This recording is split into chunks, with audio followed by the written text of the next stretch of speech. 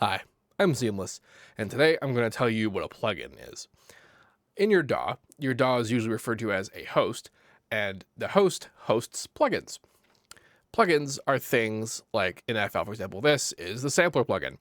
This exists to allow you to utilize samples, like this kick. That was very loud. Other plugins are things like synthesizers. You know, if I had MIDI. Synthesizer plugins. There's also effect plugins, where you could put on things like, echo. I really wish I had MIDI. Come on.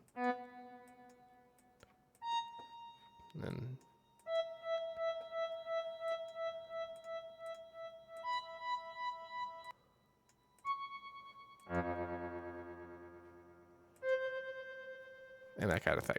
This is what plugins are. Most DAWs will have a collection of their own plugins, but there's also such a thing as third-party plugins. In fact, there's a tremendous industry that's built around the idea of having third-party plugins. In FL, there's a lot of first-party plugins. If you're not familiar with what first-party and third-party is, it's kind of like if you ever used a video game console before. You have Xbox and PlayStation, and then you have Sony-produced video games. You also have Microsoft-produced video game. Halo, for example, is a first-party developed video game, and then third-party developed video games would be something like multi-platform games. Like, I don't know, what's a good example? The Witcher. That's a third-party game. But third-party plugins, one of the more popular ones are things like Massive. You may hear people talking about Massive. Massive is a third-party plugin developed by a company called Native Instruments, and it is in a mode. It is a version in this particular way. It's called a VST. You may hear a lot of them referred to as VSTs. However, depending on your operating system and DAW of choice, it may not be actually VST. It might be AU or AAX or AXX. There's a lot of different, or RTAS, RTAS. VST and AU are the two most common types, and they are basically just plugins. They usually are. That's all they are. There's various ways to get plugins, the third-party plugins to exist. I actually have a video about how to do it in FL, and other DAWs will have their own methods of doing so.